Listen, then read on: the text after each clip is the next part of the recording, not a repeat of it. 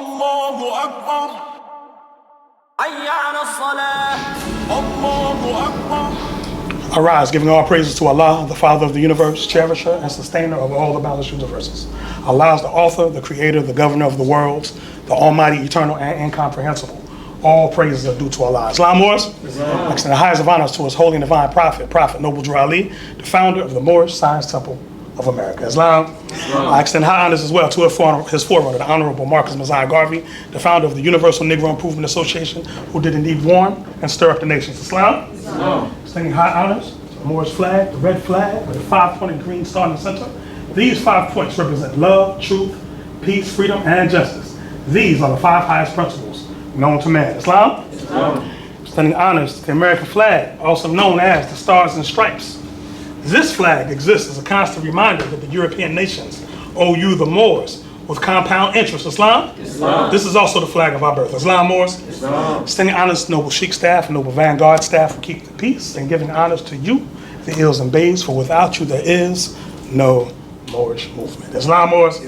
Praise Allah. How's everyone on the holy night? All is true. Right, praise Allah. I have another small announcement to add in. Can you hand me my phone real quick? I just want to confirm something really quick. One of our Moorish elders, Moorish American elders, passed form, made his transition 2 nights ago. Shukran. We good? Okay. Made his transition the other day. I want to say our brother's name was Brother J. Brown Bey, Grand Governor of Pennsylvania. Faithful member of the Moorish Science Temple of America for 40 years. Islam, Moors?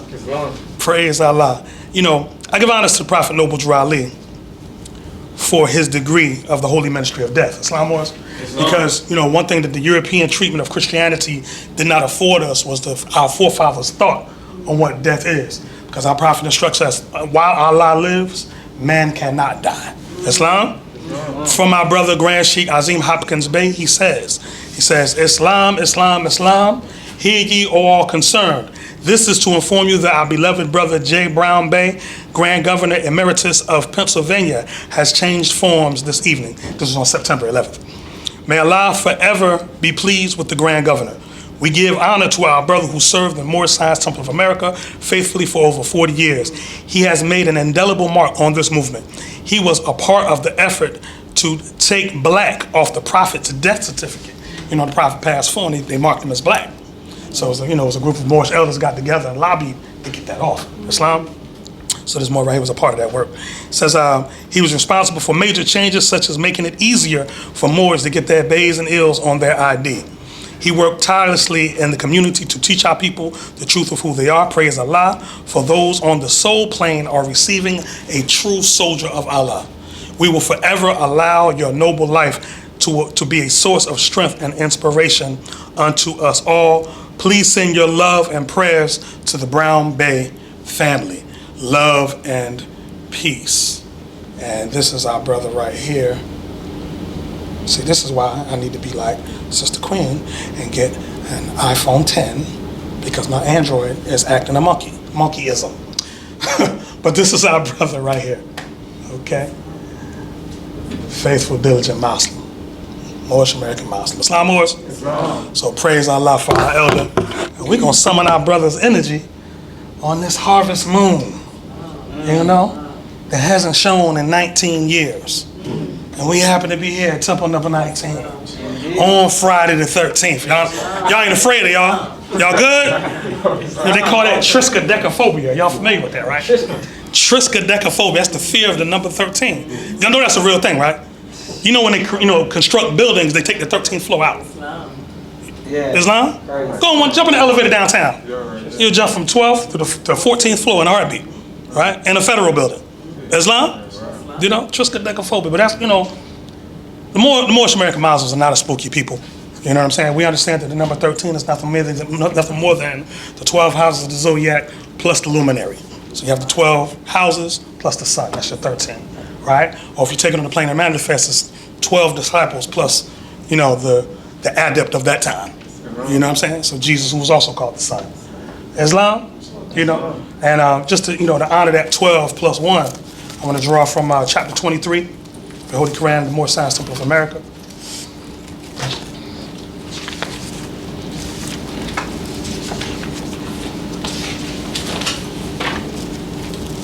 That was chapter 23? Yes, sir. 23. Holy instructions for children. See, in the Moorish Science Temple of America, everybody has something to do. You know, it's not just for the, you know, the adults to come in and get the instructions. The children have some instructions as well. Islam Moors? Instruction 1, it says consider, and there's a comma there, it's a pause, right? Consider.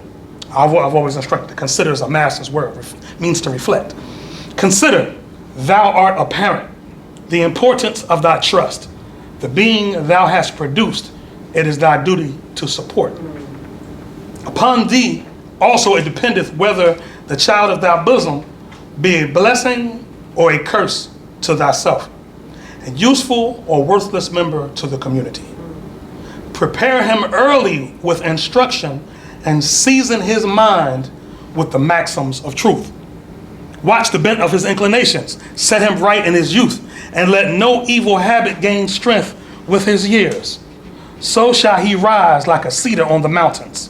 His head shall be seen above the trees of the forest. A wicked son is a reproach to his father, but he that doth right is an honor to his gray hairs. The soil is thine own, let it want not cultivation. The seed which thou sowest, that also shalt thou reap.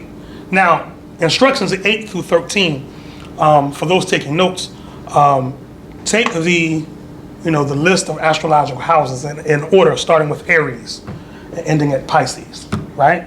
Each one of these instructions, we refer to as the 12-step ladder, right? Each one of these instructions, the prophet's giving us what to do for each house of the zodiac in order. But again, you have to be taught that. Islam, we got any Aries in the room? Any Aries? No Aries? Anybody know any Aries? Anybody know about them attributes of Aries? Islam. So here we go. Instruction 8. Teach him obedience. Ain't that Aries? Teach him obedience, and he shall bless thee. Islam? All right? And if you just take and just go in order. So if you just make a personal note for yourself, study those from Aries to Pisces, you'll have the exact instruction for each house. Teach him obedience, and he shall bless thee. Teach him modesty, and he shall not be ashamed. Teach him gratitude, and he shall receive benefits. Teach him charity, and he shall gain love. Teach him temperance, and he shall have health. Teach him prudence, and fortune shall attend him. This is Libra right here. This is my house. That's why I'm representing that. Teach him justice, and he shall be honored by the world. Teach him sincerity, and his own heart shall not reproach him. Teach him diligence, and his wealth shall increase. Teach him benevolence, and his mind shall be exalted. Teach him science, and his life shall be useful. Aquarius. Teach him religion, and his death shall be happy. Pisces. Islam Moors? Islam. Giving honors to the 12-step ladder. Islam. Giving honors to the 12 houses of the zodiac. And the one that would be offering these instructions is the luminary, is the sun. So that's your 13. Islam Moors? Praise Allah. Praise Allah. I just wanted to demonstrate that really quick. A couple weeks ago, I mentioned that one of my customers went on Hajj, right? So he came by today and he brought a gift. This might not seem like much, but as a token, he brought us some water from the well of Zamzam. This water traveled about 5,000 miles to get here in Atlanta. He drew it from the well of Zamzam in Mecca, in Beit al-Haram. It left Mecca and traveled to Jeddah. We got on the plane and went to Dubai. And flew from Dubai to JFK International Airport in New York. And it caught a flight from there to Atlanta and brought us this water. Anybody who would like to taste the water, we could do that. When we get the more and more love burrito, after the blessing, if you'd like to partake, you get your bed. As you see, I don't have much, but praise Allah for this blessing. For me, this is like, gallons of water right here, But praise Allah, Islam. And do the science, just Google like scientific benefits of Zamzam water. They'll blow your mind. It's not a game, okay? So we have this blessing brought to us today. Islam Moors? Islam. Praise Allah. Moors are simple people. We honor this blessing. Who was the founder of the holy city of Mecca? Anybody know what the Prophet instructed us? the ancient Moabites. Let's get you that real I was quick. thinking for a name. Got you. Chapter 45, instruction 1 and 2. Fallen sons and daughters of the Asiatic nation of North America need to learn to love instead of hate, and to know of their higher self and lower self. This is the uniting of the Holy Quran of Mecca for the teaching and instructing all Moorish Americans, etc.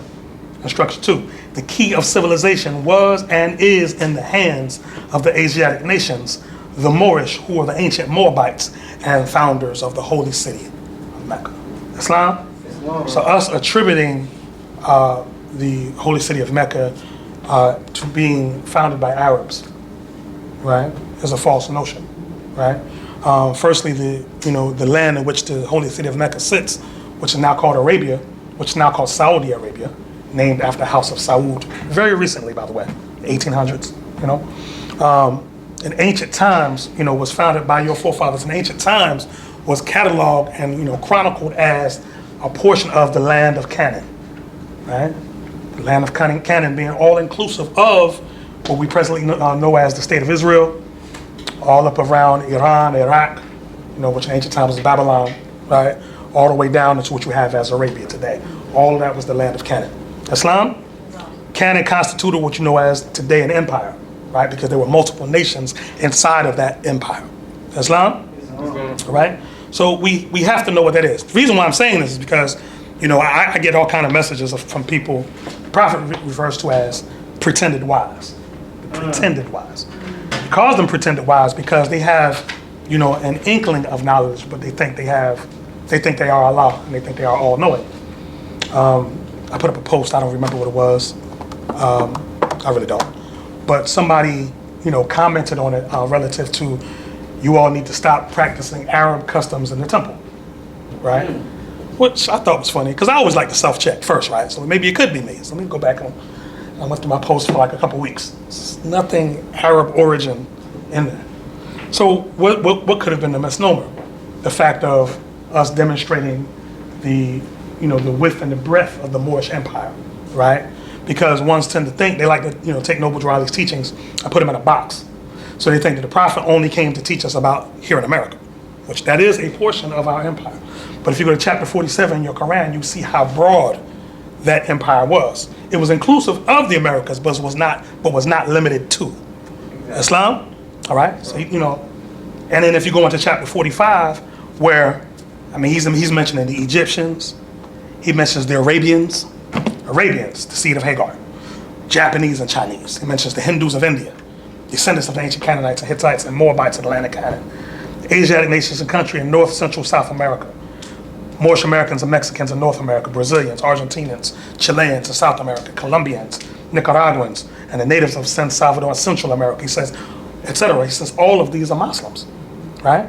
And he says the Turks are the true descendants of Hagar, who are the chief protectors of the Islamic creed of Mecca, beginning from Muhammad I, the founder of the uniting of Islam by the command of the great universal God Allah. So all of these are your family.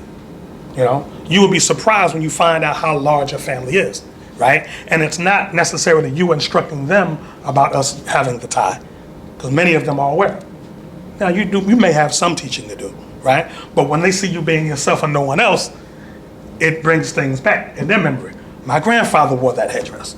We don't wear it today, but I have pictures with people in my family wore the fez, and making the connections and tying it together. So your empire was indeed broad, Islam, and we cannot afford in this day and time to become tunnel visioned. Islam Moors? Islam. All right, praise Allah there, right? I'm not gonna burden the Moors tonight. Just a few things, right? We've all heard of the Willie Lynch speech, correct? How many people have studied it? It's worthy of study. Just so I feel better, because my subconscious is bothering me. Could everybody sit up front? Thank you. Because I know our prophet will be upset about the sister sitting in the back. Please, thank you. Gratitude.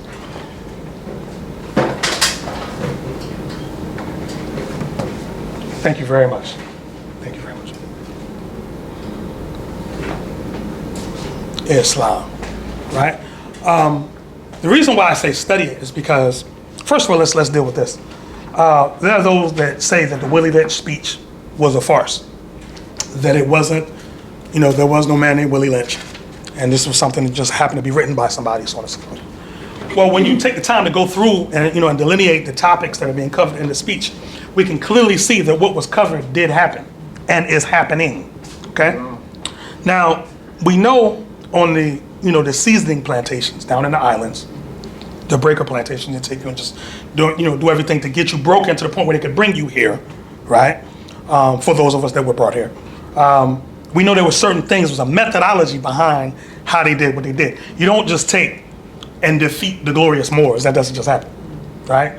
Something Brother Raphael and I always joke about is that there's no way, if you knew who the European was in the 1700s, it was impossible for him to have defeated you. It's impossible. I teach, this is in general opinion, right? You can research it for yourself. But I teach that, there's no way that they could have defeated us. We defeated ourselves.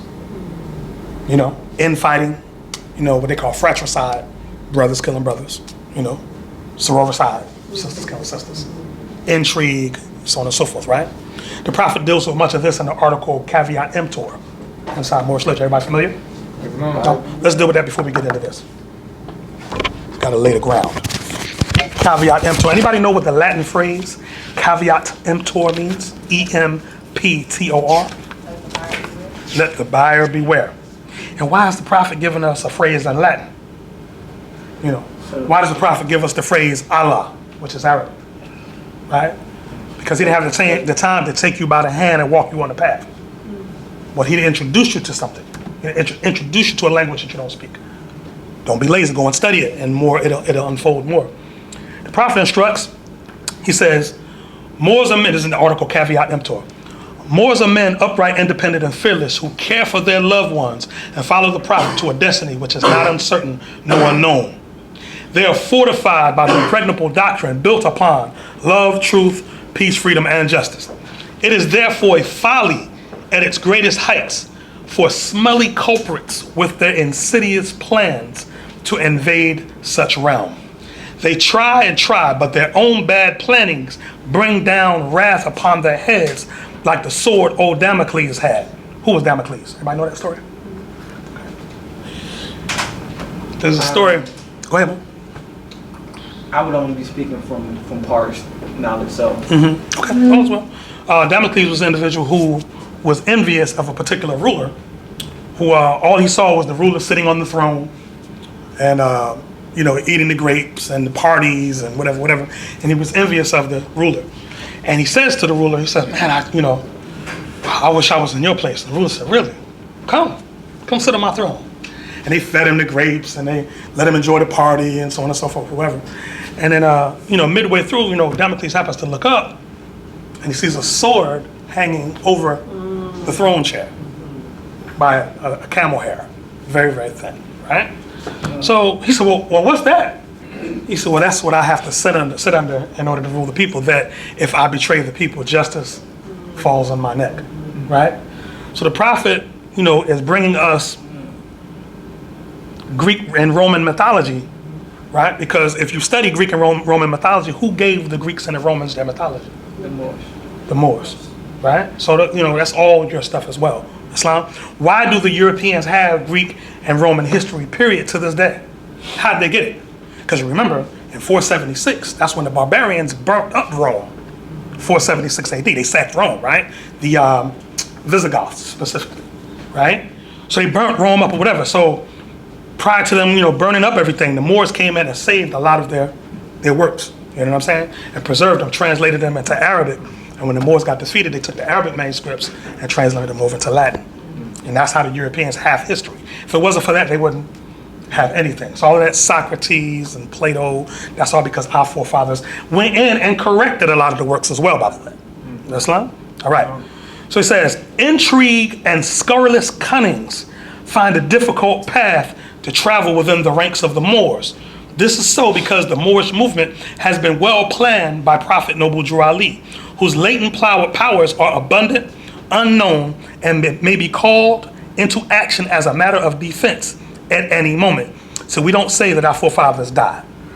We don't say that. Quran of Mecca says, don't say that those that die in my way are dead, but they live on, right? So if you go to any of our indigenous cultures, you'll see we have a thing of invoking ancestors and shrines and all kinds of stuff, right? This is where the European on one side, the pale Arab on another side, and the pale Jew on another side fell out with our Moorish forefathers. Because no matter what we were part of, we gonna honor grandmama. So your book is cool, or our book that we let you read, right?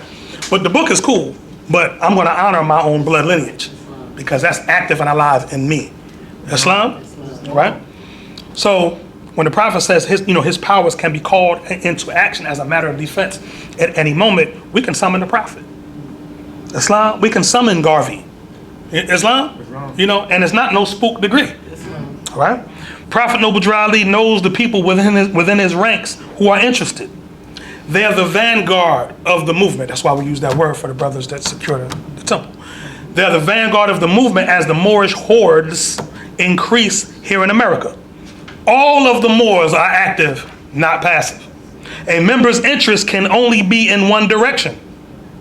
And having traveled over the road years before, the Prophet knows where every member is along the road. And that's something that we have to keep in mind, Moors, is that, just because you're at a certain place on your journey, that doesn't mean that everybody's there. And you have to demonstrate a certain level of mercy, with somebody who doesn't have the gift of the understanding that you have. Islam, Moors? A few feet below, not far, right, but a few feet below. A few feet below is another road where schemers work, where traitors grin, and culprits bask in the sun. They think they are on the same road with the true Moors, but the Moors are high above on a pinnacle where they might view the destructionists as they fall for the last time and their bones bleach in the sultry midday sun. I think it was Ezekiel talking about them dry bones in the valley. Prophets drawing off that degree. Hungry scavengers flying high, catch scent, devour and leave crying out. Caveat emptor, cast out the dead carcass.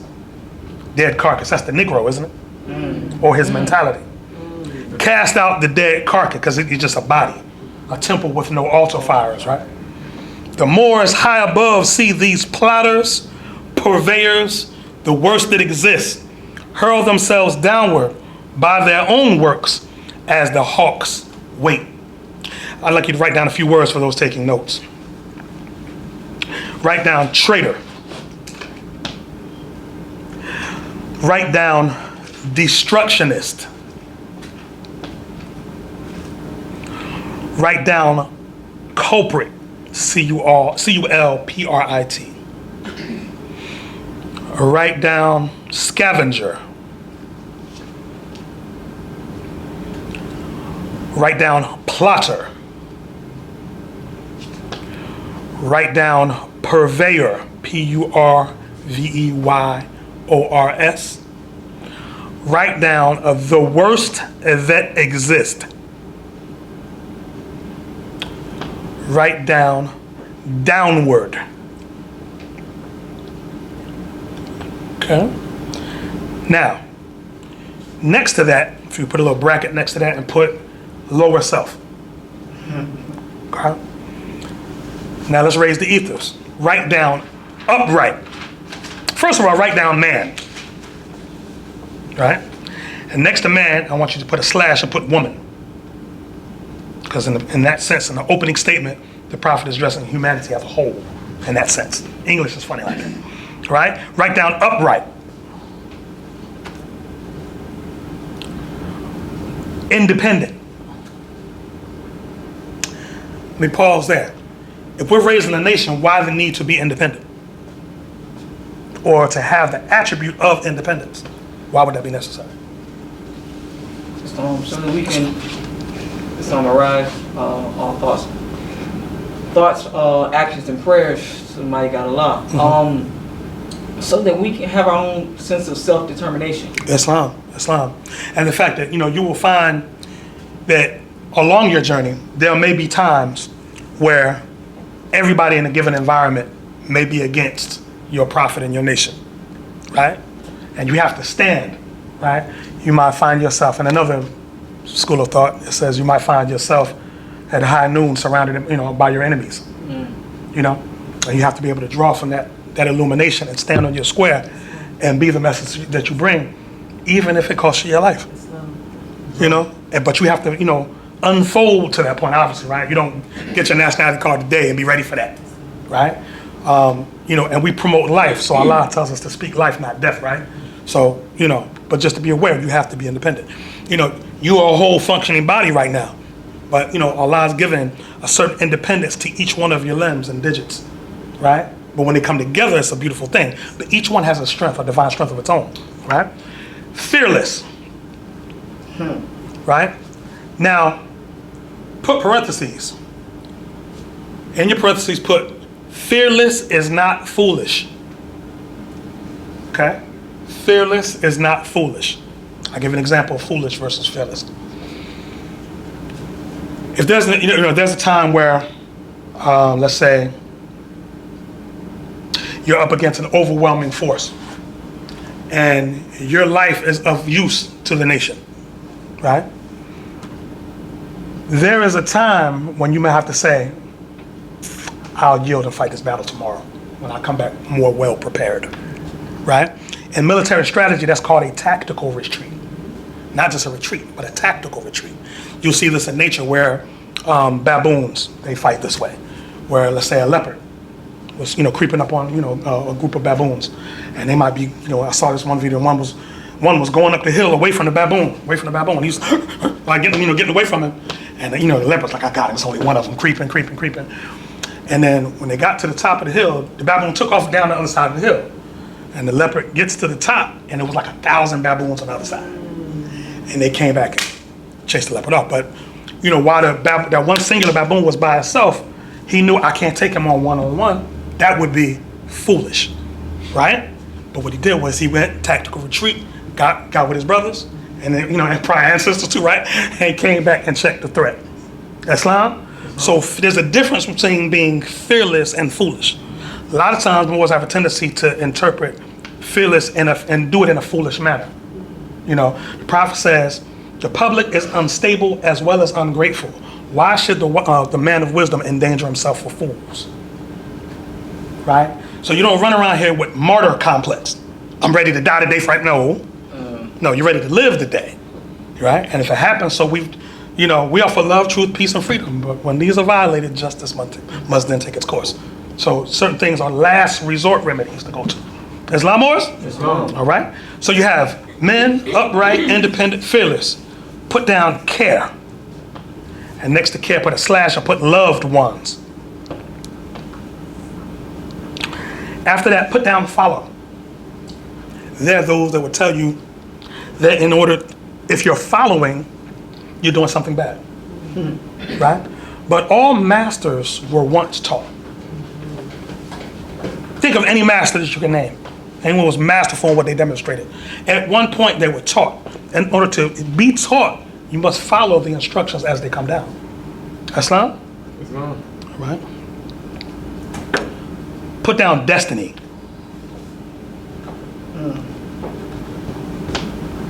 Okay. Put down, and this might mess with your English grammar sensibilities, but they get around that. Not uncertain, and put down nor unknown.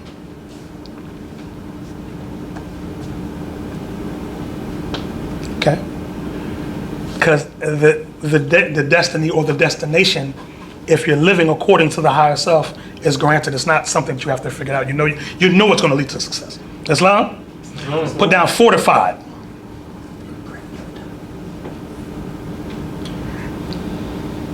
Impregnable.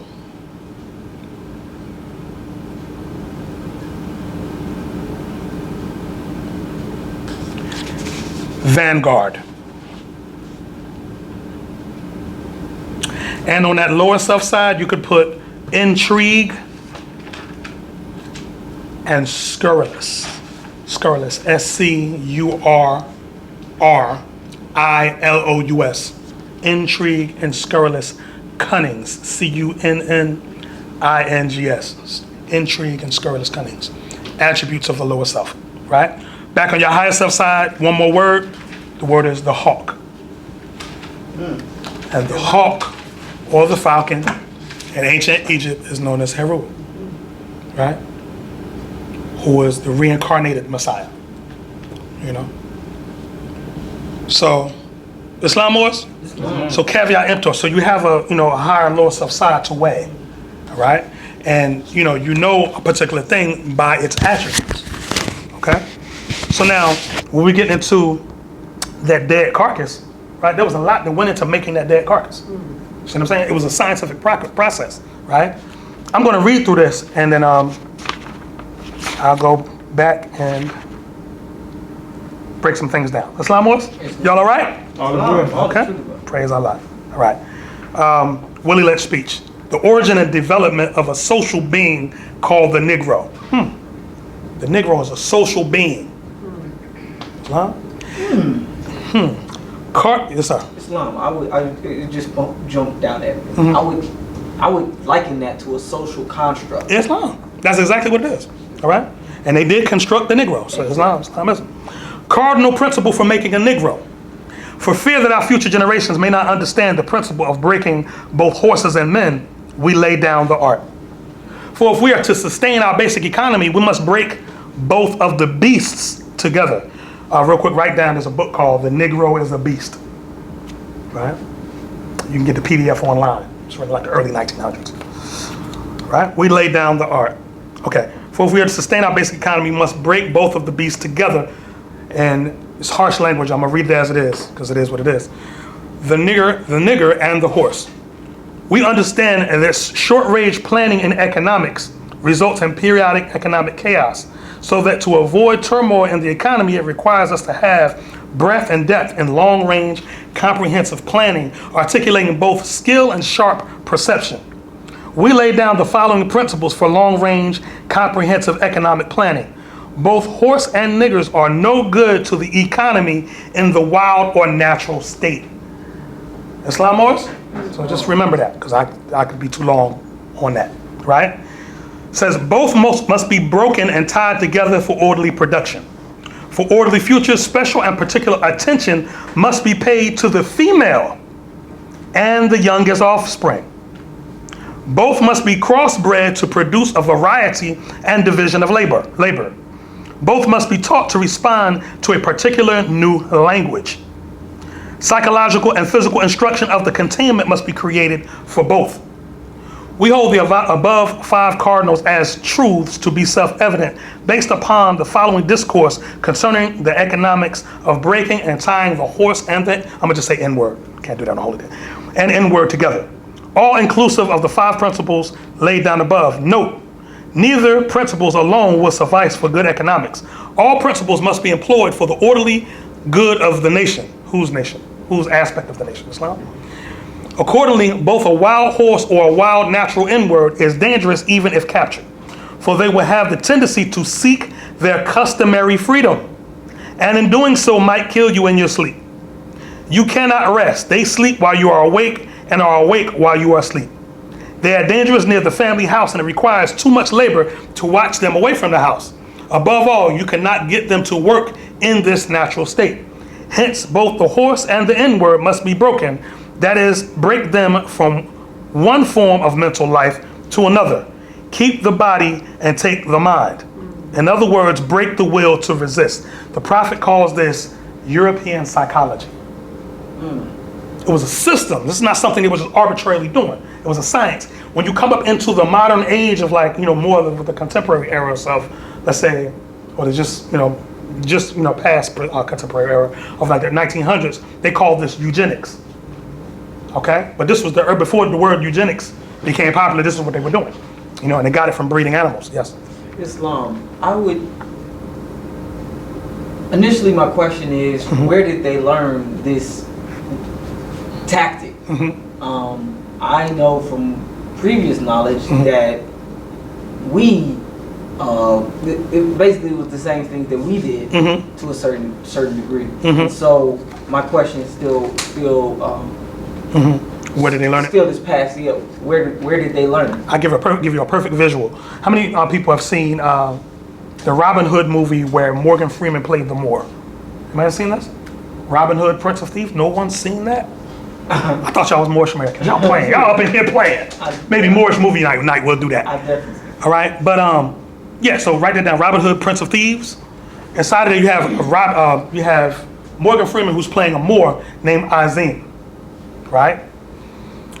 There was a scene on there where the European, because they had to fall back into the Sherwood Forest, okay, into the woods because they were being hunted. One of the characters' wife was pregnant.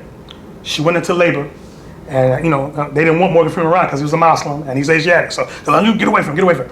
But it was a breech to birth. Babies come out feet first, and they didn't know how to deliver that. The guy's crying, my baby's gonna die, whatever. So they came out, they asked Morgan Freeman, he asked them, well, how's the birth going? It's like, the baby's gonna die. He said, what do you mean the baby's gonna die? What's happening? The feet are coming out first. He ran over and said, I know how to do this. And they were like, what do you mean? He said, I used to deliver horses. It's the same process. Some of the horses would come out like this, and I'd have to. He used the same process he used to deliver the horses. They just said that, didn't they? He used with the human being. So the same breeding process you use with animals. I'll give you a breeding process we all know about, but we don't think about it in terms of human beings. Let's say pit bulls, right? Yeah. So if you want a decent, mentally stable pit bull, right, you'll get one with papers, right? Yeah. You want to check his what's the word they use that starts with a P? Pedigree. His pedigree. Pedigree is a law word. Anybody look up pedigree in the legal dictionary? Yeah, do the knowledge. See what I'm saying? We're taught science in a fragmented sense, in a European sense, right? But law governs all events, right? Okay. So what happens is, why do you want the pedigree, right? Because if you get somebody that's breeding, the puppies come out of a litter and they take a male and female from that litter and breed them it's too close. And it'll mutate the genetic structure and the children from that might come out unstable. Islam, so you want to check the pedigree because they trace the cell, the line back to say, okay, now this is the product of years of breeding. This puppy is a good example of that. Islam, but we don't think that with human beings. We date people because, she got curly hair. She has chinky eyes, whatever that means, right? He light skinned. Islam. Arise, giving our praise to Father God Allah and highest honor to His Prophet Noble Ali. Islam, you recognize? I would add to that. I would say we don't think of it like that now. No, now, definitely not. Definitely contemporary era. We're not, but in ancient times we did. We called it selective breeding. We checked family lines, and really, right, not that long ago. Because years, like I know, like in my grandmama, and like, but before my grandmother, was able to even court. We don't use that word no more, right? Was able to court my grandfather. Her parents was like, I need to meet the family. Because I need to see everybody. Bring everybody in one room because you're looking for genius. Yeah. Because you see that little, that extra ear growing over here? I don't want my grandbaby coming out with 3 ears. Or this, or that, or, right? Or you can look great physically, right? But mentally, right? Mental things, that stuff is, y'all heard of genetic memory? Right? So certain trauma is passed genetically. Isn't that right, doctor? Passed genetically, right? So if you want to break that, sometimes you have to breed outside of that trauma. Islam? Just real quick, Brother Chairman mentioned something spiritually. How many of you healers out there continually, no matter what you do, find people with issues always around you? You notice that? Well, and that's because, sick people are attracted to the doctor. Right? See, once you change your life and give yourself over to something greater, a more lofty form of living, you magnetize certain people who know they can get something from you. And sometimes if you're ignorant of your purpose, you complain of it. People are always trying to come get something from you. They're supposed to. Now it's up to you to put parameters and rules on it and so on and so forth, circumscribe it, right? To a degree, right? But that's what they're supposed to. But I digress. Moving on. It says, catch that last sentence again. Now the breaking process is the same for the horse and the N-word, only slightly varying in degrees. Okay? But as we said before, you must keep your eye focused on the female. Hold on.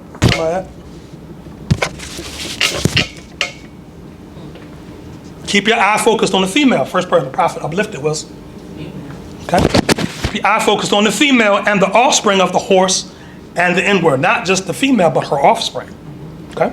A brief discourse in offspring development, write that down, offspring development, this is a science, will shed light on the key to the sound economic principle. Consider thou a parent. Prophet gave you the degree on that. Pay little attention to the generation of the original breaking, but concentrate on future generations. Right? Key 85, y'all. Those who come to Sunday school, Key 85 talks about name some of the marks that were put upon the Moors of Northwest in 1774. So don't necessarily pay attention to them, but their children. That's when Negro, Black, and Colored became names, 1779 to 1865. Right? Therefore, if you break the female, she will break the offspring in its early years of development. And when the offspring is old enough to work, she will deliver it up to you. For her normal female protective tendencies will have been lost in the original breaking process. For example, take the case of a wild stud horse, a female horse and an already infant horse, and compare the breaking process with two captured N-word males in their natural state, a pregnant N-word woman with her infant offspring. Take the stud horse, break him for limited containment. Completely break the female horse until she becomes very gentle, whereas you or anybody can ride her in comfort. Right? Quick example for that. Brother, stop allowing European males to shake your wife's hands. Shut it down. Islam. Don't let her put her hand in his hand. Islam was? Because all of that goes back to an original process. You know how like you go into somebody's house that has a dog, right? And they're like, don't worry, my dog won't bite. And you're like, he won't bite you because you feed him. He might bite me because I look like lunch, right? However, to test it, what you do, you stick your hand out to see if you can pet him. And if he lets you pet him, then you know you could be around him. It's the same process, animals to humans. You know, if you'll let me shake your wife's hand, then that means, oh, well, if I'm savage, right? If I'm a savage, or brothers know a phrase, and you know, we're not afraid to tell it because we're not living like this. But they said, if I can make her laugh, I can make her cry. Wow. So be careful of a man up in your wife's face, telling your wife jokes and she's laughing. Because she right now, during that, she's not analyzing. Her defenses are wide open to suggestion. Islam, no matter how subtle, excuse me. Moving forward, says,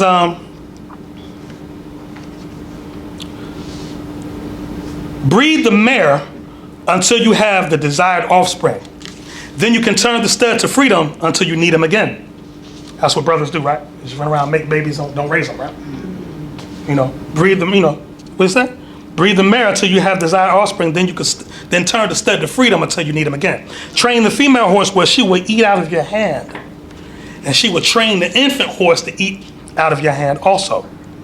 When it comes to breaking the uncivilized N-word, use the same process, but vary the degree and step up the pressure so as to do a complete reversal of the mind. Take the meanest and most restless N-word, strip him of his clothes in front of the remaining N-words, the female and the N-word infant. Tar and feather him, tie each leg to a different horse faced in opposite directions, set him afire and beat both horses to pull him apart in front of the remaining N-words. The next step is to take a bullwhip and beat the remaining N-word male to the point of death in front of the female and the infant. Don't kill him, but put the fear of God in him, for he can be useful for future breeding. Because if he breeds in that state of fear, that goes into, even Amr Elijah Muhammad used to say, they poison you when you're just a little baby. Islam? The breaking process of the African woman. Y'all, sisters, y'all all right? Y'all okay? You good, sister? I can stop if you want me to. You good? Okay. We're going to raise the ethers after this, I promise. Okay? Take the female, run a series of tests on her to see if she will submit to your desires willingly. Test her in every way because she is most important. She is the most important factor for good economics. If she shows any signs of resistance in submitting completely to your will, do not hesitate to use the bullwhip on her to extract the last bit of, and I can't use the word that they used, out of her. Take care not to kill her, for in doing so, you spoil good economics. When in complete submission, she will train her offspring in the early years to submit to labor when they become of age. Understanding is the best thing.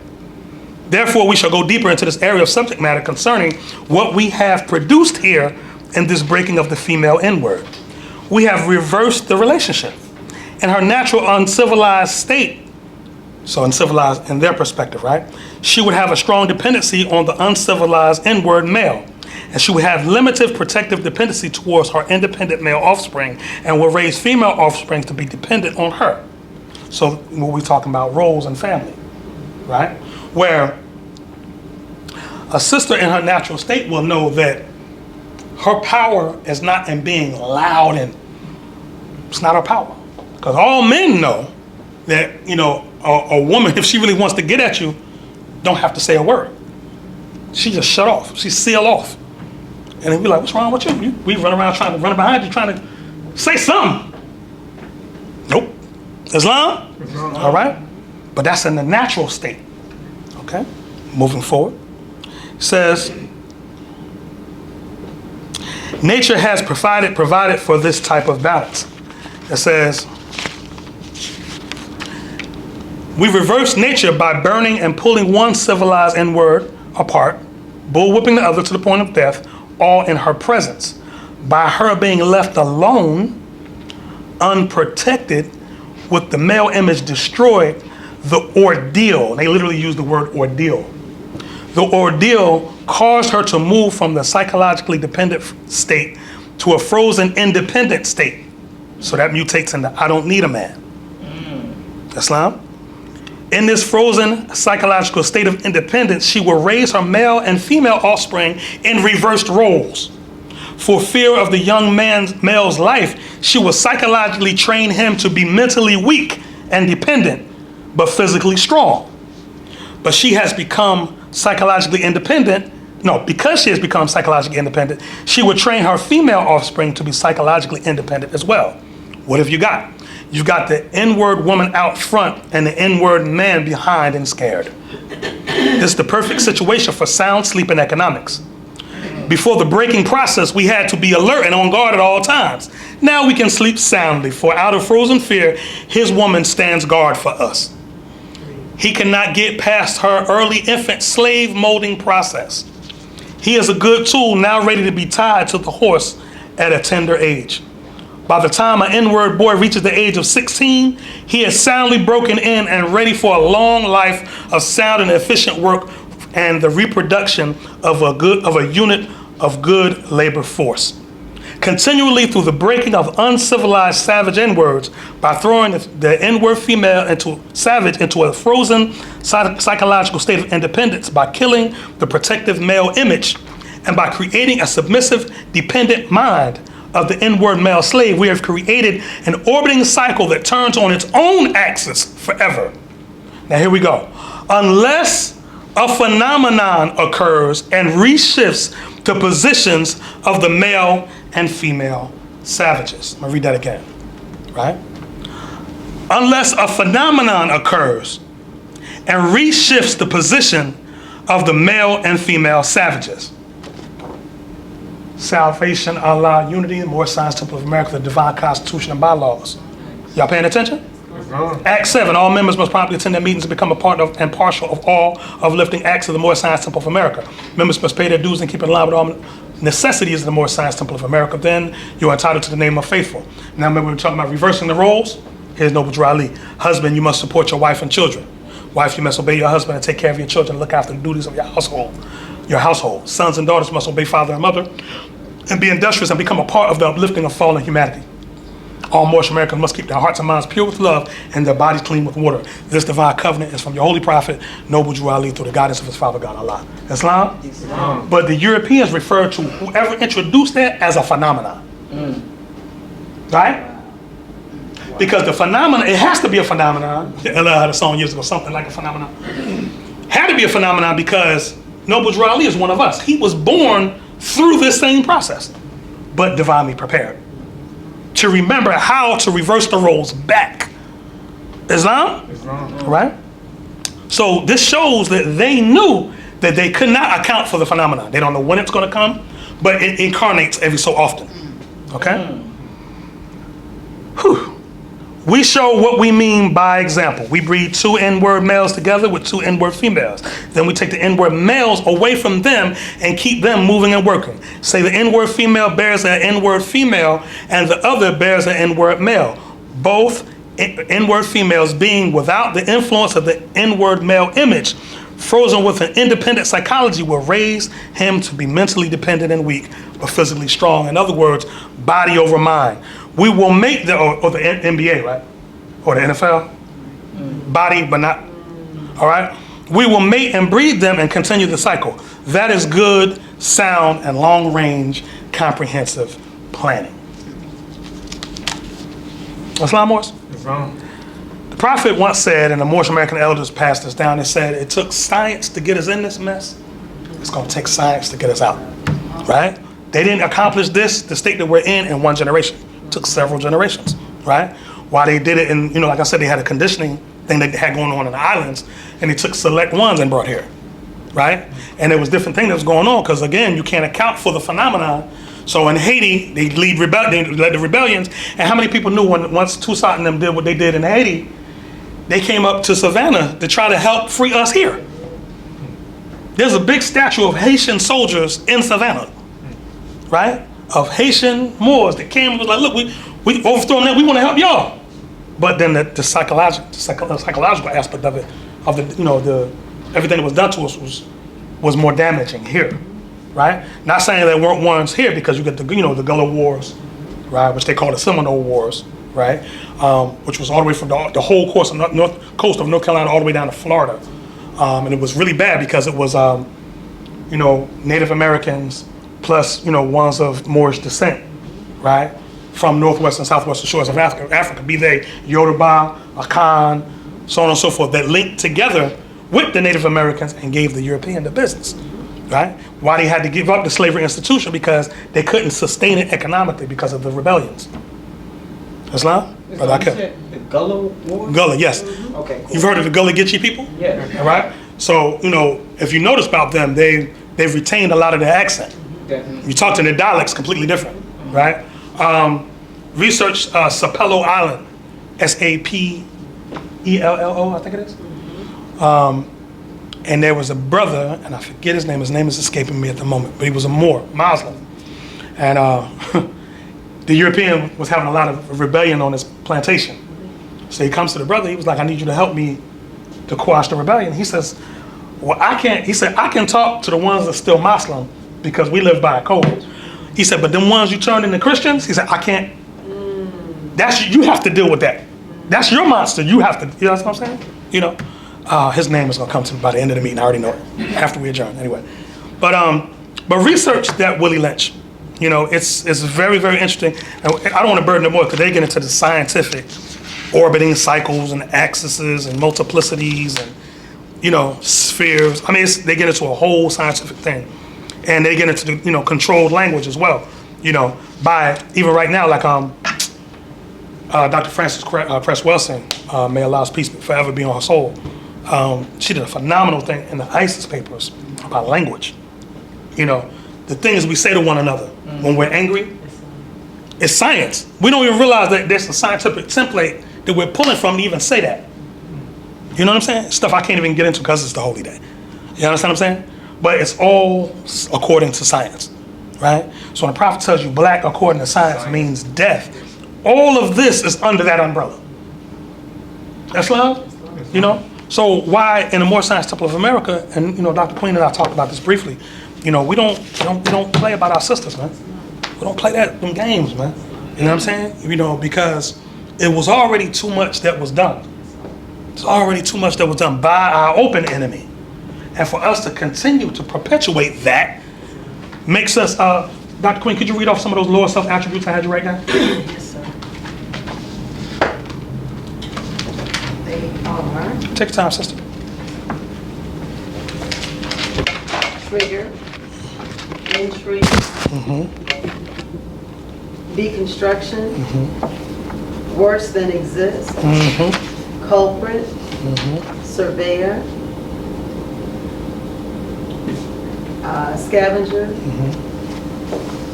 Real quick, what is a scavenger? What does a scavenger do? That's the bottom feeder. Bottom feeder. Eats the dead carcass, right? Plotter, purveyor. Islam. Islam. You know, so you know, to take a people who have been turned into that, and then you come out of that allegedly, and then you in turn do that same process to your own people, makes you, like the prophet said, the worst that exists. So we have to find it ourselves, you know, to renew our acts and amend our ways. You know, because our ways, if our ways were going to lead us to salvation, we wouldn't be in the state that we're in as a collective. Islam? Now I'd like to share something with you that the prophet brought us with this Moorish Science Temple of America. This is from one of my books. I very rarely bring out often.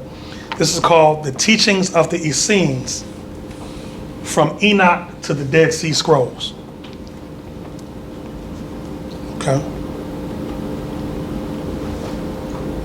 The Teachings of the Essenes, right? From Enoch to the Dead Sea Scrolls. Anybody tell me who the Essenes were?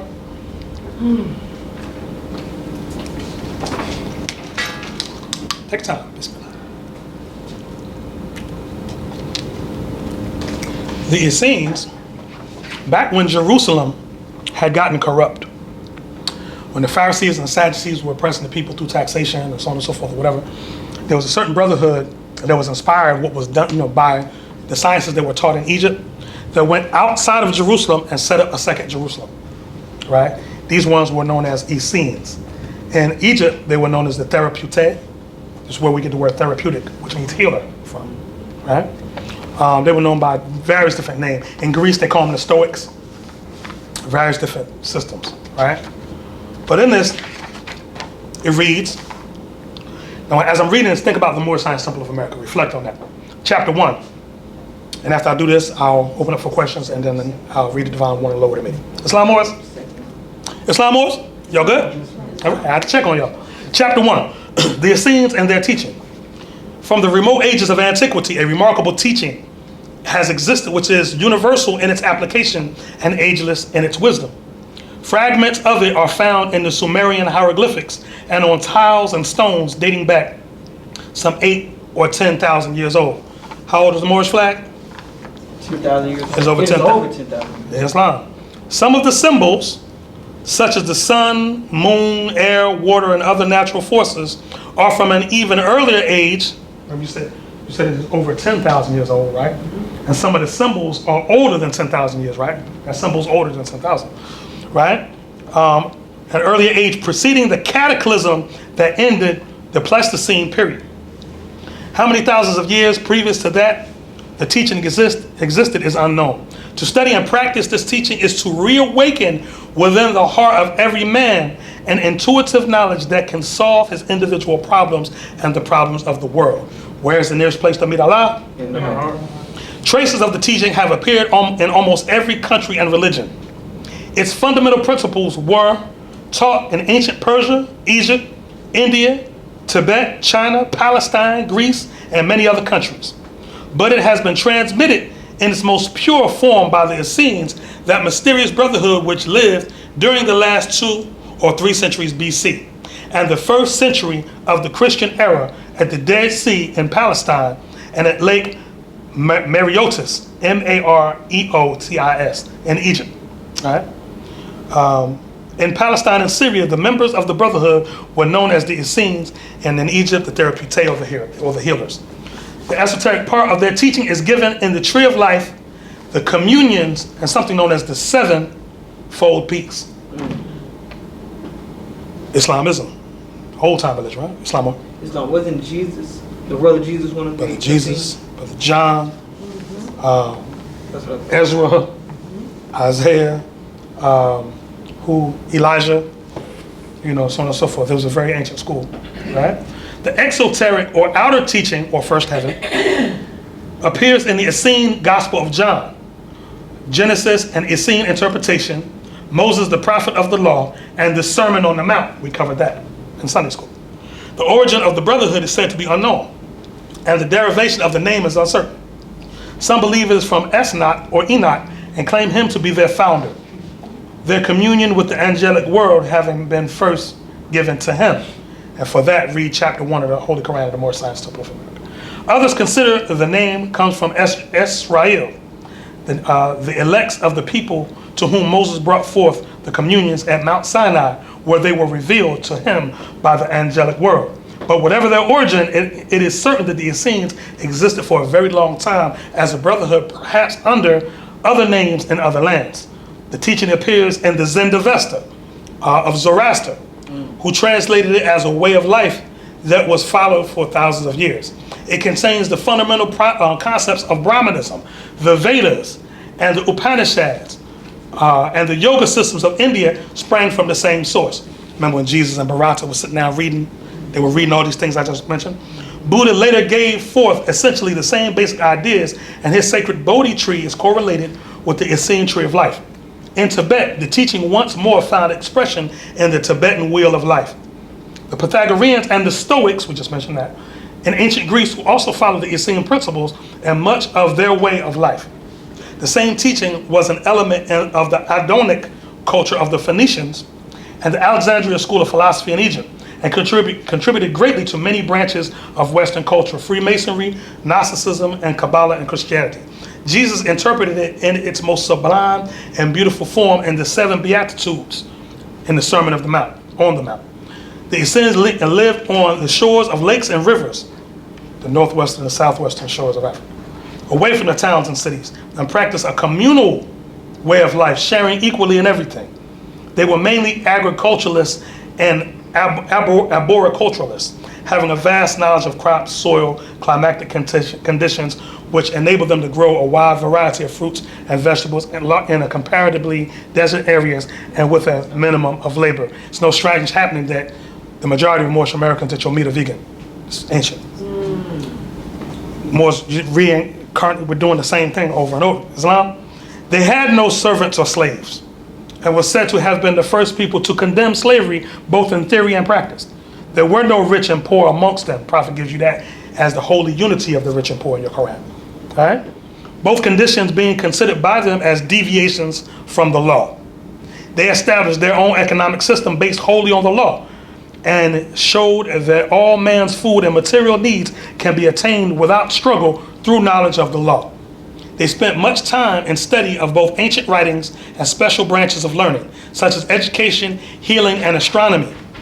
They were said to be the heirs of the Chaldean and Persian astronomy and Egyptian arts of healing. They were adepts. What are the words AC of the MST Adept Chamber of the Moorish Science Temple of America, Third Heaven. They were adept in prophecy. We had multitudes of prophets, right? They were adept in prophecy, for which they prepared by prolonged fasting. In the use of plants and herbs for healing man and beast, they were likewise proficient. They lived a simple, regular life. Islam is a simple faith, right? Rising each day before sunrise to study and commune with the forces of nature, bathing in cold water as a ritual, and donning white garments. See, when we tell you stuff more about certain things, we're not arbitrarily saying it. After their daily labor in the fields and vineyards, they partook of their meals in silence, preceding it and ending it with prayer. They were entirely vegetarian in their eating and never touched flesh foods, nor fermented liquids. Their evenings were devoted to study and communion with the heavenly forces. Evening was the beginning of their day, and their Sabbath or holy day began on Friday evening. I'm going to stop there. It goes on. I'm just going to stop there. You're not arbitrarily in here. Everything Prophet Noble Drew Ali put together was science from various different parts and points of your culture. Islam Moors, please don't take for granted what the Prophet brought. Please, you'll be missing a blessing. Because it didn't have to be brought to you, A, and then B, it's, again, like the Prophet says, it's not a possessing of things, but knowing how to use them. Islam Moors? And with that, we'll lower the meeting. Islam? Islam? Islam? Islam. Islam. Islam. Moorish Science Temple of America, Noble Drew Ali founder, home office, Chicago, Illinois, March 11th, 1929. A warning from the Prophet to be read in every meeting. I hereby inform all members that they must put an end to all radical and agitating speech while on their jobs, homes, or on the public streets. We advocate peace and not destruction. Stop trying out your cards with the Europeans, for it causes confusion. There has been much confusion caused by members trying out their cards. The cards are for your salvation. Failure of obeying my orders will be of severe consequence. We are for love, truth, peace, freedom, and when these principles are violated, justice must then take its course. Any member or group of members that seek to hold malicious feelings towards the temple or the prophets, or to violate the divine covenant of the Moorish movement, will receive their reward from Allah for their unjust deeds. All true Moors must obey the laws laid down to them by their prophet, and if they lose confidence in their prophet, give up your card and button, cease wearing your turban or fez, and return to the state where I, the prophet, found you. For this is a holy and divine movement founded by the prophet Noble Drew Ali. And if the prophet is not right, the temple is not right. The prophet is sending out a divine plea to all true Moorish Americans that they may do their part in protecting their prophet and the temple. This is an everlasting movement founded by the prophet through the will of Allah to redeem his people from their sinful ways. Peace. Noble Drew Ali. Islam? Islam?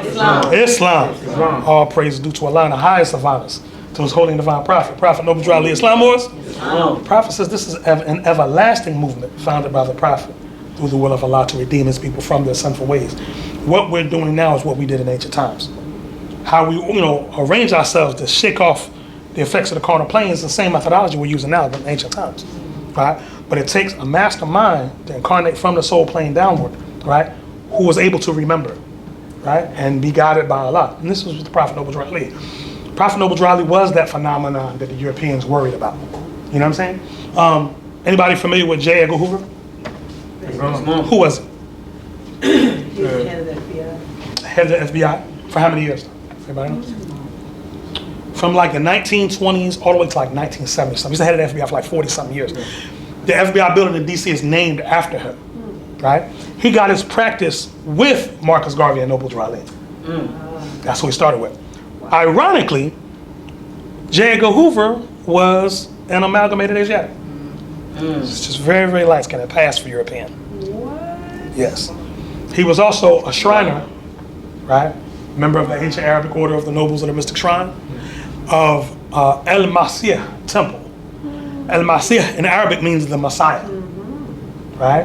And he was a Messiah to them and for them because his job was solely to find out who the budding Asiatic Messiah was and kill him, right? What was remember COINTELPRO, right? Remember the mission statement for the COINTELPRO plan? And say, what it say? Stop the rise of I'll say Asiatic Messiah. They said black Messiah, right? Because they knew that was part of the phenomenon that keeps coming back. It's nothing you can do about it. It's nothing they can do.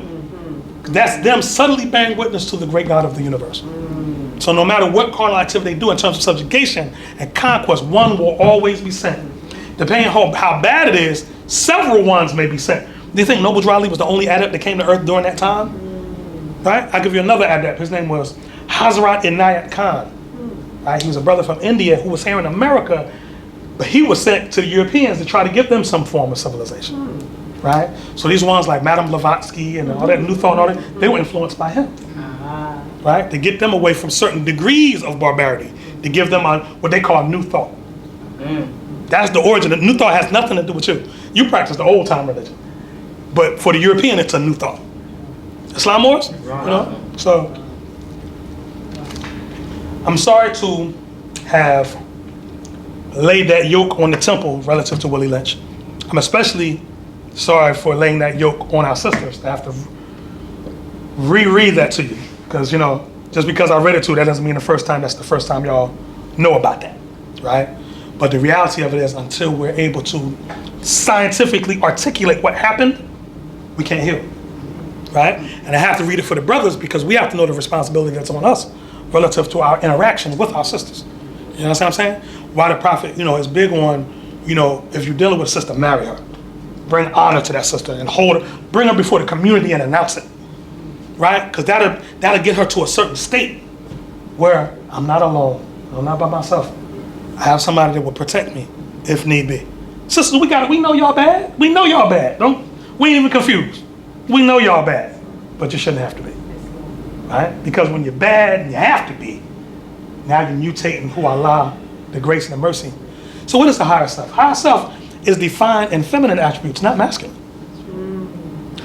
what is it? The mother of virtues and the harmonies of life, and breeds justice, mercy, love, and right. Those are all feminine, right? Because justice is not an action of the lower self. Let's remember that, right? So something happens, we're going to enforce justice. Make sure you're in your higher self, and make sure Allah ordained that. Because technically, Allah don't need you to fight no battles. So if you think you're that, you're not. That's really tripping, right? But so so understand. I just want to show you a few images, and then I'll close with prayer.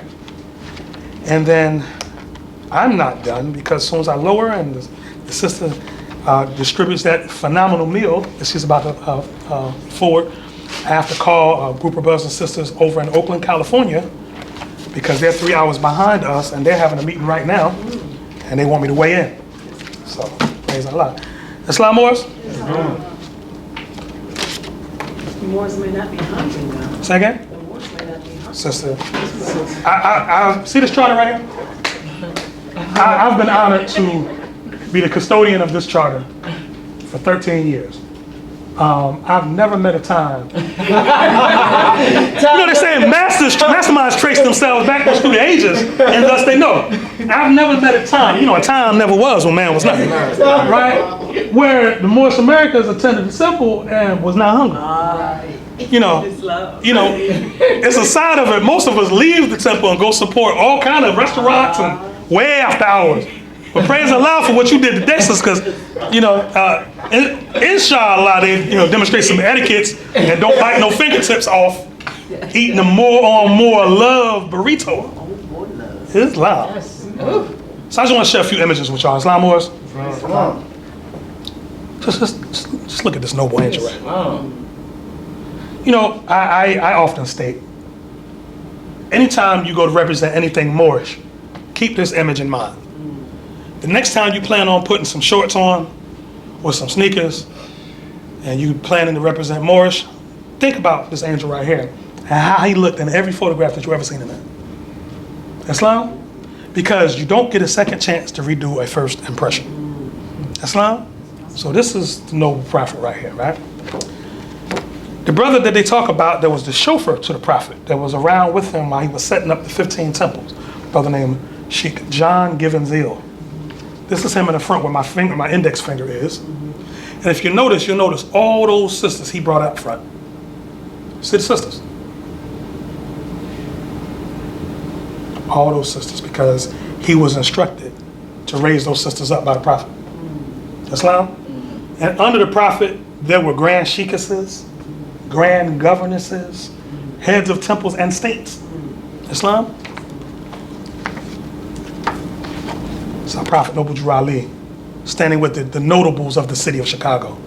Here you have Oscar the Priest, who became a congressman, right? With the help of the Moors, 5,000 voters, right? And here you have Jesse Benga, who's an Asiatic that owned the bank, and in the 20s, the late 20s, and various different notables and politicians all throughout, I believe this is Aaron Payne right here in the front. He was an attorney, the Prophet's attorney. Yes, the Prophet had a lawyer. Islam? Most people have seen this picture. This is also known as the Great Assembly. Right? This is when the heads of 15 different states came for the convention in 1928. Islam? Our first annual convention. Islam? All right. In this next picture, I'd like you to just think about the dignity of your forefathers. This was in the 30s. And you can tell by the cars in the background. Right? You think you could have walked up to one of them and called them a black man, a black woman, a Negro, or colored, when that's what we were being called in that day? Right? Look at how noble they are, boys. Right? Noble then and noble now. Islam? The angel again. You'll see Abraham Lincoln in the same posture. Exactly. If you Google Abraham Lincoln, go to images, you'll see him in the same picture. But in that picture that Abraham Lincoln's demonstrating, the book is closed. But with Riley, the book he's revealing the light, not concealing the light. Islam? So I just wanted to share that with you because, our mind is a holographic computer. It thinks in images. So a lot of times we have to see and visualize what you're doing, what you're aspiring towards. Islam? All right? Moors, I love you all with a perfect love. And if I didn't love you, I wouldn't do what I do. All right? And it's an honor to come to Temple 19 every Friday, every Sunday. And it's an honor to deal with Moorish Americans on a daily basis, in all of the ways of life. All right? Because I know we're all striving to get to the same place. Islam Moors? Are there any comments, concerns, questions, or statements before we close with prayer? If not, everyone please rise, face the east, which is right ahead of you. Please hold your feet at a 45-degree angle, standing on your square. 5 on the left, 2 on the right. Can I have my wife come up front, please? Thank you. We don't do this alone. We're in this together. 5 on the left, 2 on the right. Invoking the sacred presence of the 7th Elohim that created everything that ever was, is, or evermore to be. Please repeat after me. Allah. Allah. The Father of the universe. The Father of the universe. The Father of love. The Father of love. Truth. Truth. Peace. Peace. Freedom. Freedom. And justice. And justice. Allah is my protector. Allah is my protector. My guide. My guide. And my salvation. And my salvation. By night. By night. And by day. And by day. Through his holy prophet. Through his holy prophet. Drew Ali. Drew Ali. Amen. Amen. Islam Moors. أكبر حي على الصلاة الله أكبر الله أكبر حي على الصلاة